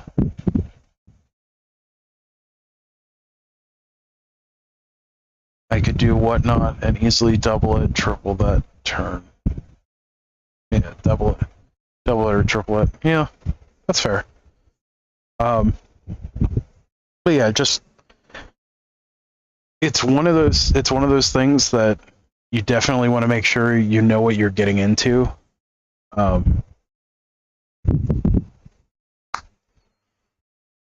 Because it has a lot of allure, and there are a lot of people that get into it without fully understanding what's involved with it.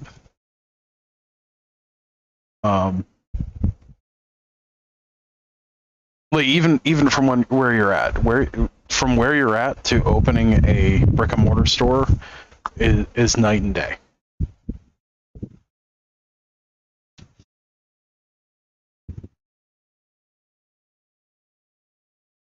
Yeah. Yeah, that's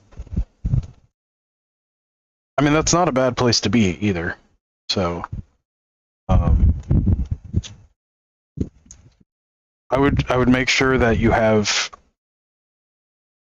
either no personal debt that you have to worry about, or have enough liquid to cover a year's worth of expenses at a minimum.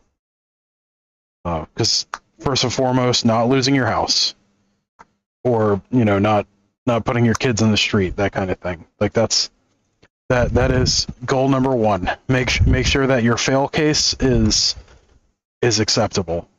Like for instance, I don't have kids that live with me, so my fail case is different than most people that I know. But you want to make sure you're in your worst case scenario, you don't lose everything.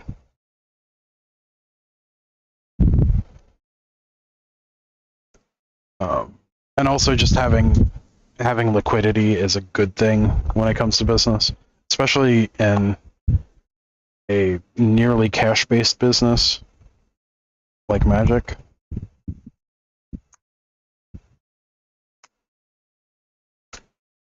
So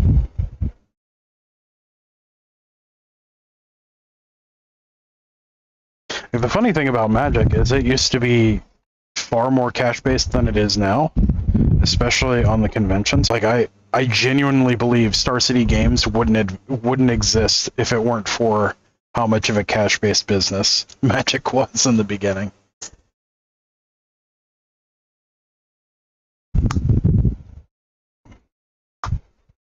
I have very strong feelings about that organization.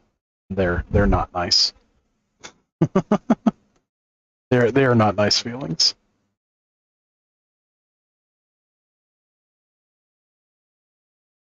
But it's fine. I don't have to like them.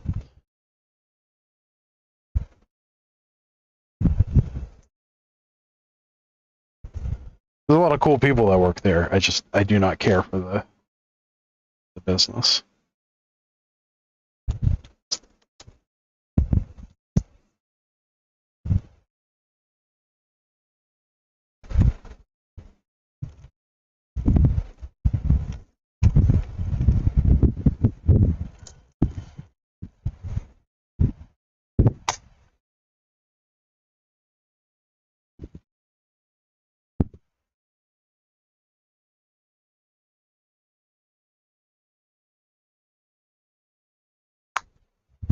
I forgot where I was going before I started that tangent. So yeah, follow your dreams, do all that. Make sure you have enough cash on hand.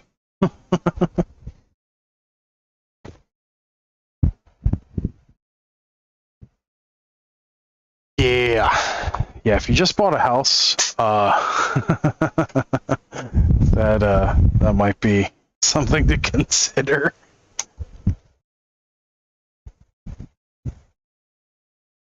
Yeah. Again, not financial advice, not legal advice, all that good stuff.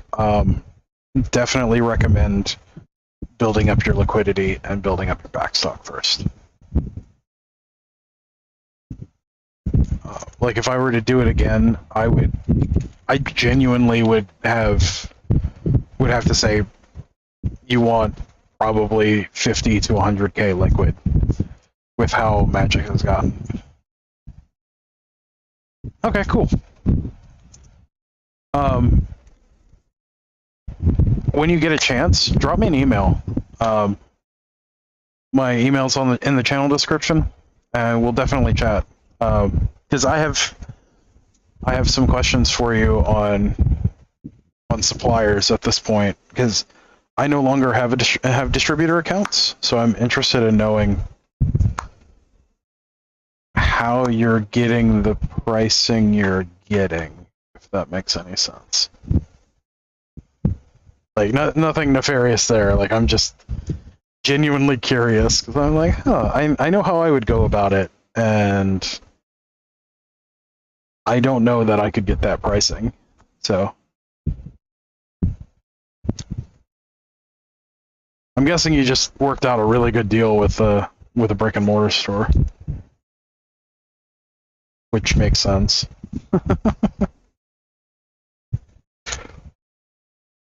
There used to be some really great what were called pass-through distributors that would sell to pretty much anyone at distributor pricing, but they all got shut down by WotC years ago.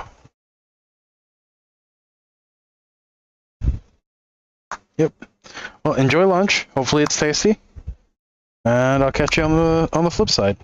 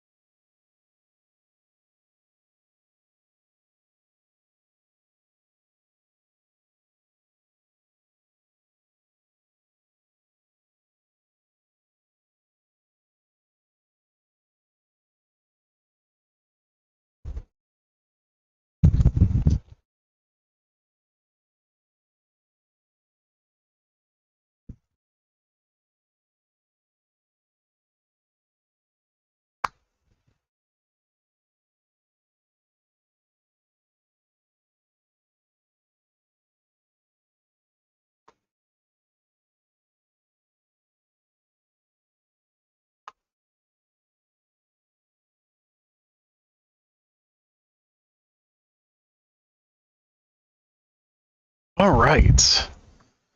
So that's through green uncommons now. And we have opened up a ton of space to put things up. That's that.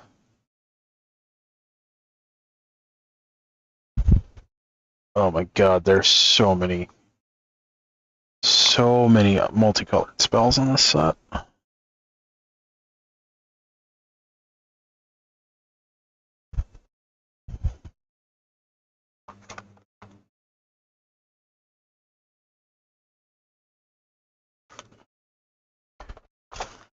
Okay.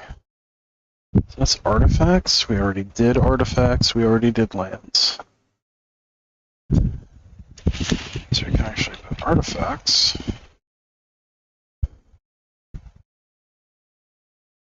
Yep. Artifacts. We have space for lands. We do.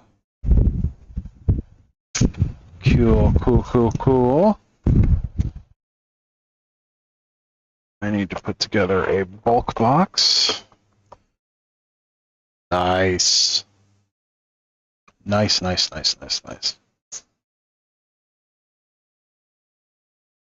Cool. All right. This is more bulk.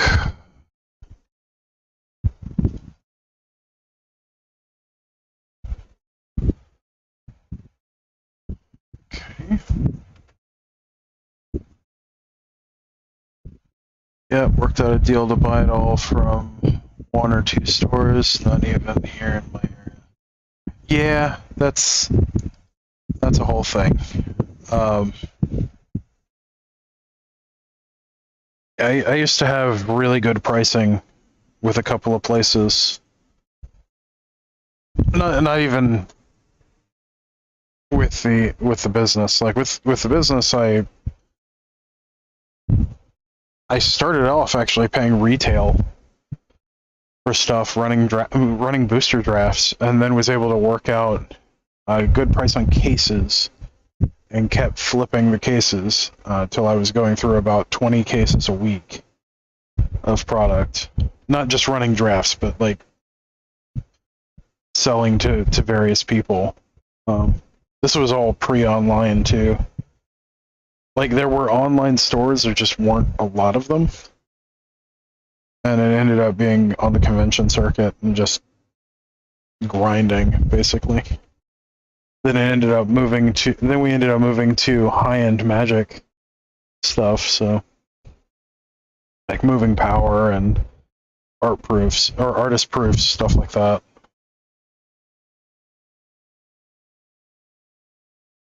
We did pretty well. I miss it. It was fun. It was fun stuff. But, all right.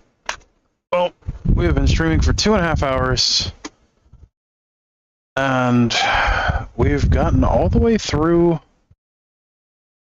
the non-multicolored stuff, which is pretty good.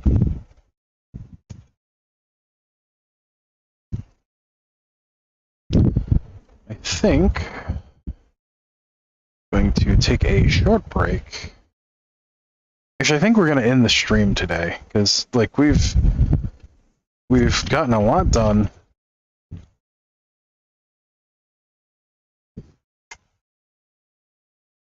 Managed to get a lot of stuff handled.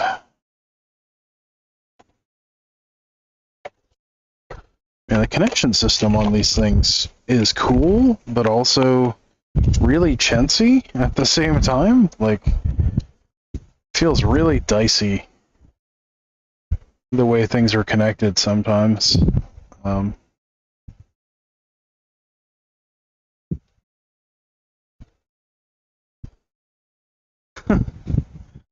That's a whole thing.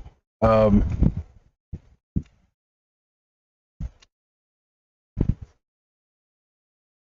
see, does that fit in there? Nope.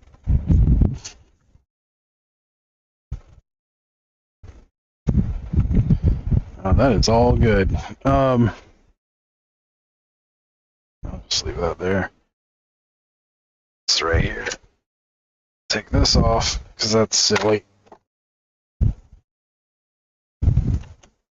Move that onto there.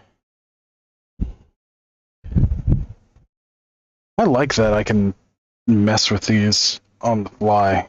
Like, these are cool traits. I like it. I can shift them around to do what I need to do at any given moment. Like, it's nice. So yeah, had a good talk. Got to go on a bunch of stuff. Go into a bunch of stuff. You got to learn a little bit more about my villain backstory. I'm going to go touch grass. Thank you for joining me on this adventure. As always, don't forget to like, share, comment, subscribe. And until next time, stay awesome, and we'll see you in the next one. Thanks.